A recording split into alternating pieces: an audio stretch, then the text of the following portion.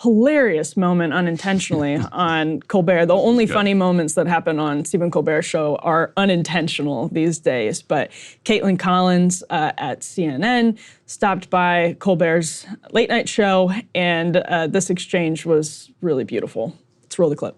Trump has kind of been thrown on his heels by this, and he's not really sure how to go after Vice President Harris. He knew his attack lines on President Biden. He really has struggled with how to go after someone who's 20 years younger than him, who is a different gender, a different race. It's kind of been this moment where he has not been able to coalesce around a single attack line. I know you guys are objective over there, that you just report the news as it is. Oh, I know. CNN makes a... I know. Was that supposed to be a laugh line? I wasn't supposed to be, but I guess it is. It's just brutal. It's so brutal. His audience thinks that he's making a joke, but he was being serious, which reflects so poorly on him in so many different ways, not just on CNN. Obviously, it reflects on CNN, but also just on Stephen Colbert's ability to deliver a joke these days. Well, maybe he's just such a funny guy that everything he says is funny. It's always funny. But it shows kind of how partisan Colbert has gotten. I know, that it sucks. He didn't understand how that would land. Zero self-awareness. With his own audience. Right, like he's in such a bubble that that's such a good point. He's in such a thick bubble that his awareness of what's funny and what's not is like shot. Yeah, and his connection to the way that people are viewing places like CNN. Kaitlin Collins seems to be more in touch, actually, because she seemed to genuinely think that he was making fun of her. Yeah, she was like, oh, ooh. Wait a minute. But then it's almost more embarrassing the other direction. But she is interesting herself, right? I mean, she came from conservative media. Yeah. In a journey to CNN, which is not, it's more common to come from like the New Republic or something. But to become a star, that's not too common, is it? To come from conservative, like she's the only person that's done it, basically. Was she Daily Caller? She was, yeah. I don't know if Sagar's ever mentioned this before, but yeah, they were colleagues at the Caller. I knew Kaitlin, like Kaitlin. So she's had a very interesting path. Talking about her like she's dead. Yeah, well, the Daily Caller Kaitlin is definitely no longer with us. But it's almost unheard of. I can't think of anybody who's gone from such a, she was a kind of rank and file caller blogger to such a high level of superstardom at CNN, where she's like anchoring primetime shows and going on Colbert. Very much unheard of. But Robert Costa started the National Review, but he was always a reporter first at National Review. And actually, when I was at the Huffington Post, we always had like one or two conservatives that would cover conservatives. We tried to hire, we had John Ward. We tried to hire Costa at one point. He ended up going to the Post instead and has since become like a star reporter. And he's on TV a lot. Yeah, oh yeah, yeah, definitely. But not like Kaitlin Collins. Although he got a Biden interview the other day, Costa did. But he's, similar. A lot of people in conservative media would grumble heavily about both of them, saying the only way really, it's actually an advantage to come into liberal media as someone who was at conservative media and was a conservative, because it kind of allows you to bring in all of those sources. And also... that's why we would hire him, yeah. Right, yeah, exactly. And then also sort of with added credibility, trash the right. So that's the kind of pattern that a lot of people on the right would grumble about. And speaking of the Republican Party and the conservative movement's relationship with the so-called mainstream media, let's roll this next clip, because I think it'll drive this conversation in an even more interesting direction. What's your overall advice about like how Democrats can what's your take on how Democrats can sort of balance the field? I think the most important thing is not to confer all the legitimacy onto the mainstream media as if they're advocating for us. I mean, they are so not on our team that they bend over backwards to show deference to Republicans. I mean, there were, I think, something like 69 Hillary's email stories in the lead up to the 2016 election. And so like these are people who are not only not on our team, but they're broadcasting that they're not on our team. And yet we have independent progressive media like Crooked Media, like what I do, and like so many others in this space who are showing that we are willing and able to pick up the mantle for where the media is dropping the ball. And we have to be able to combat what the right has done. Yeah. I mean, from the days of Rush Limbaugh all the way to today with Fox News and OAN and Newsmax and Daily Wire and just the vast ecosystem of the right, we have to be able to push back. And by relying solely or only legitimizing mainstream media sources, we're not going to get there. Yeah. I don't even think that they should be on our team because they're like, look, it's their job is to report the news. Their job is not to help Democrats win elections. No kidding, right? Yeah, no kidding. And Jon Favreau there is right, I think. They shouldn't be. But it is interesting that counts as an insight in that world because it shows that there is this real dynamic. And you were listening to Brian Tyler Cohen, by the way, if you weren't watching the guy without the shirt. Yeah, button your damn shirt. He was down like 3 buttons deep. Like it was, we were seeing to his... That might have been 4 buttons even. Belly button level, Yeah, okay. Maybe that's a new thing. Sauger, this is probably what made Sauger sick. This is what sent him to his sick bed. Clip. But yeah, there's this unspoken view among a lot of liberals that because the media is a liberal institution in the kind of Mill sense, like that it is without a democratic small d government, not in an open society, in a liberal society, you need a free press. The free press cannot operate under an authoritarian regime. Therefore, in this contest that they see between authoritarians and liberals, non-authoritarians, liberals in the old school sense, the media ought to be partisans on their behalf because it should be in their self-interest to maintain an open democratic society that allows for the free press to continue to exist. Like that plus then there's this cultural allegiance where it doesn't seem weird that one brother is a CNN anchor and the other brother is the governor of New York. Like that the politics of that kind of overlap. And it didn't seem weird to anyone, by the way. Like that was happening at CNN for a long time. He was covering his brother, and it just didn't really upset anyone until COVID. But Democrats should also understand that, yes, while there are all of these like cultural overlaps and political overlaps, and while they're like going gaga over Kamala the last couple of weeks in ways that must be infuriating to you, or actually probably not because you're used to it. It's on another level, though. It is kind of on another level, but you also can't rely on them. Like they're their own interest. I mean, this is their own estate. I think this is interesting to juxtapose these two clips, by the way, where you have Colbert's audience laughing at the idea that CNN is just the facts, totally objective, because they assumed that was a joke, and the pod bros. I guess Favreau is right, so I shouldn't, but he probably makes the same argument about the Clinton email stories, whining about media being anti-left. It's so laughable. It's so laughable. There are moments of sanity in the media or clarity in the media where the sort of old, if it bleeds, it leads, profit motive, or certain journalists, like Ken Vogel is just a fantastic journalist, and he is going to report out any scoop that comes his way.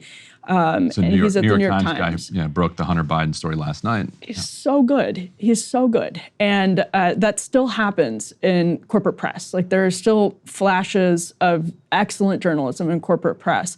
But every time there are, people like Brian Tyler Cohen have this, they demand the authoritarianism of the press. Not reporting on Hillary Clinton's email scandal would have been an authoritarian collusion between the media and powerful interests. That's what he's demanding from the New York Times. And they don't see it as authoritarian, they see it as fair, because their idea of what's newsworthy and what's not. And that's why this collusion, whether it's between Republicans on issues like Israel or Ukraine in the press and the Pentagon, that's why these relationships should absolutely terrify people. Or it's Democrats on partisan questions like Hillary Clinton and Kamala Harris being drawn, as Trump said, like Melania on the cover of Time.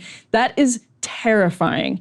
And to see it through the lens that Brian Tyler Cohen is, very common among, like the other funny thing he said was he's saying they're broadcasting that they're not on our team. Yeah, first of all, I mean, they aren't really doing that. If you saw the Time magazine cover, they're not really doing that at all. The different coverage of like the tax on tips. I don't know if you've seen any of the like split screen coverage of how the media covered Trump's no tax versus how they covered Kamala Harris's. Like, it's just so obvious. But he's also saying now that independent, quote, progressive media like Crooked is picking up the mantle of the New York Times.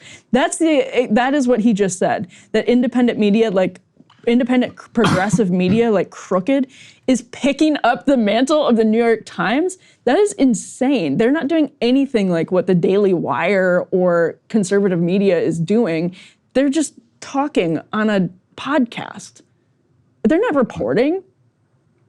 Right, that is true. And Ken Vogel's beat over at the Times has always been big money influence.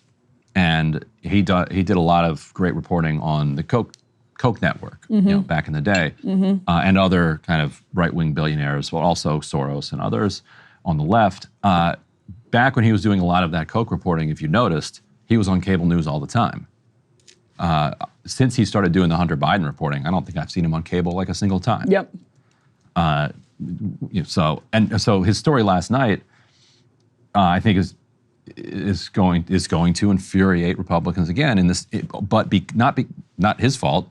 So basically, what he reported is that the Times, through the Times, has been suing the State Department for public records related to Hunter Biden's potential influence peddling with the State Department. And the way that the Freedom of Information Act works now is you need to sue.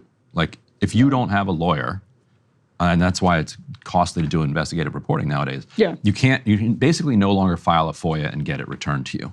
Like that those days are just gone. Yeah. So you file a FOIA, they basically reject or don't really fulfill your FOIA, then you take them to court. Yep. After you take them to court, they start dribbling out bits of information to satisfy the angry judge who's like, you're not following the law.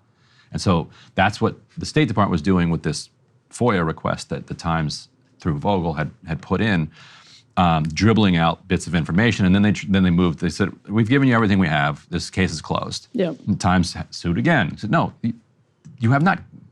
We know that you haven't given us everything you have because we have the laptop. And here are these things that are in the laptop that would be responsive to our FOIA that you haven't given us yet. So we know that. So what else have you not given us? So the judge is like, all right, keep giving them stuff. Then Biden announces he's stepping down. And 1 week later, they hand over a new tranche of documents. And in that tranche, Vogel had been looking for something that this State Department official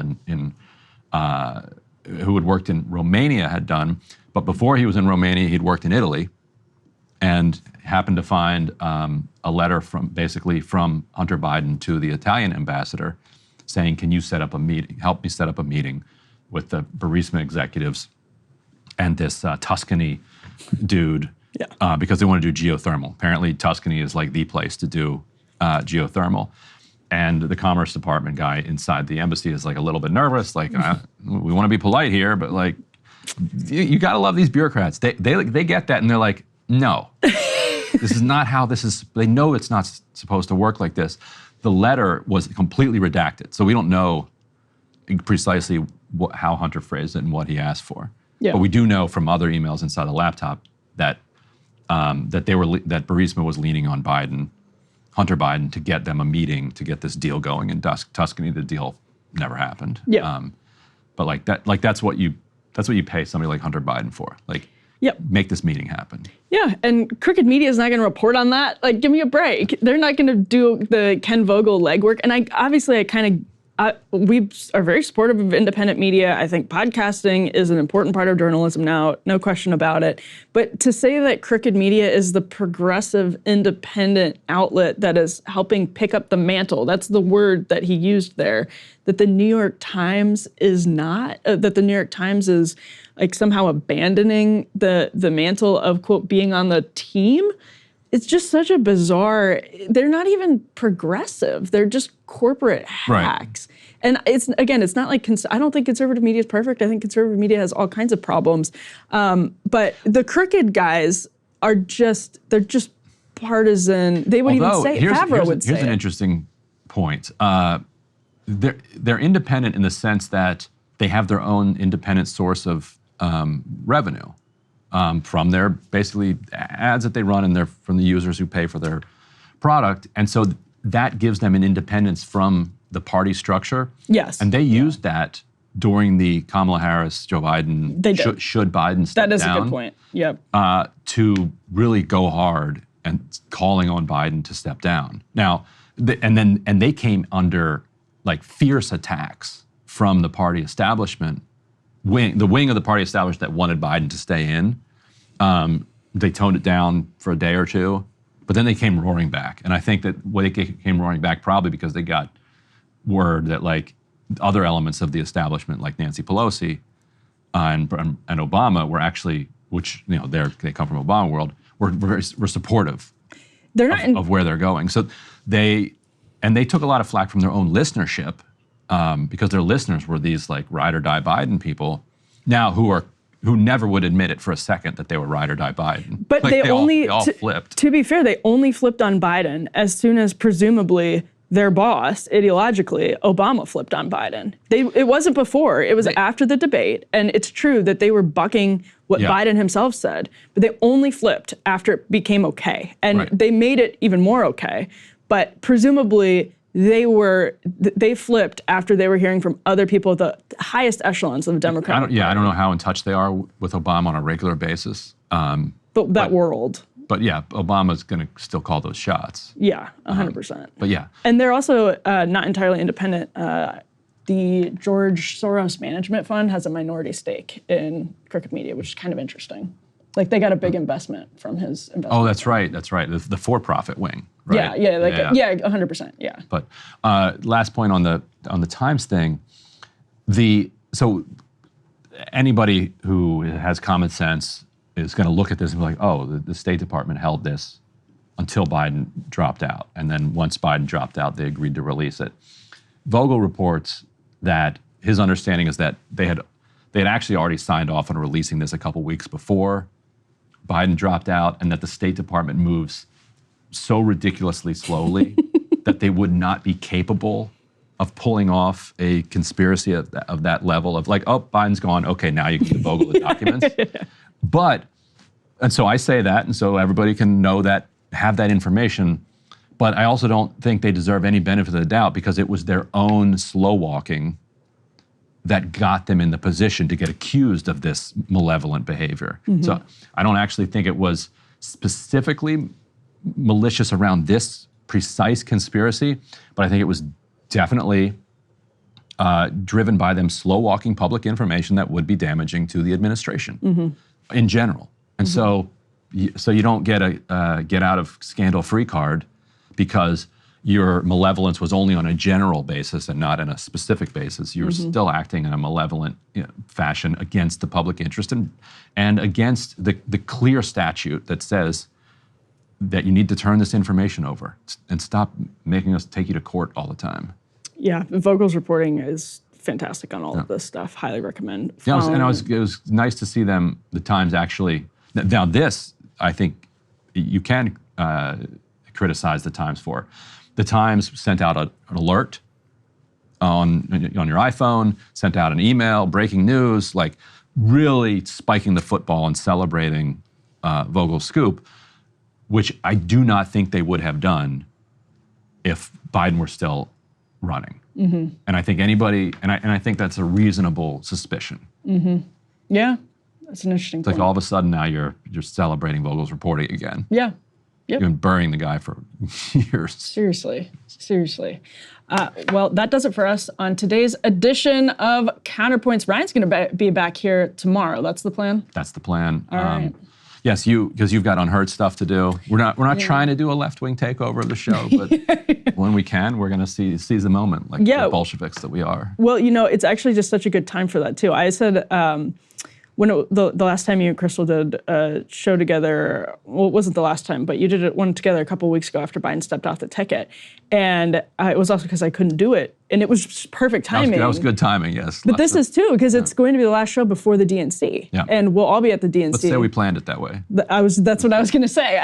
No Republicans, no conservatives today. But Sagar and I will be with our Lib team at the DNC. Right. So hopefully we'll have all kinds of fun conversations there. You guys are staying in like a frat house, basically. So Sagar, Ryan, and producers Mac and Griffin will be well rested. Well, that's why the show is going to start later, several hours later than normal. So don't expect it in your inbox at 11. All the more reason to go to breakingpoints.com and get a premium subscription, because you're going to want to get it an hour earlier, because it's going to be pretty late when we're out at the DNC. Yeah, and the reason for that is basically at those conventions, the heart of the stuff starts happening in the afternoon, and especially in the evening. So that's the actual reason. That's the actual reason, but we'll go with your reason. Yes. All right, so make sure to stay tuned for Ryan and Crystal previewing the DNC a little bit tomorrow, and then we'll be on the ground in Chicago all of next week and are excited to share some really fun and important coverage with you guys then. All right, see you later. Hey, if you liked that video, don't forget to hit the like button and subscribe to Breaking Points. If you want to see the rest of Counterpoints, go to breakingpoints.com to become a premium member and get the full uncut show every morning in your inbox and on Spotify.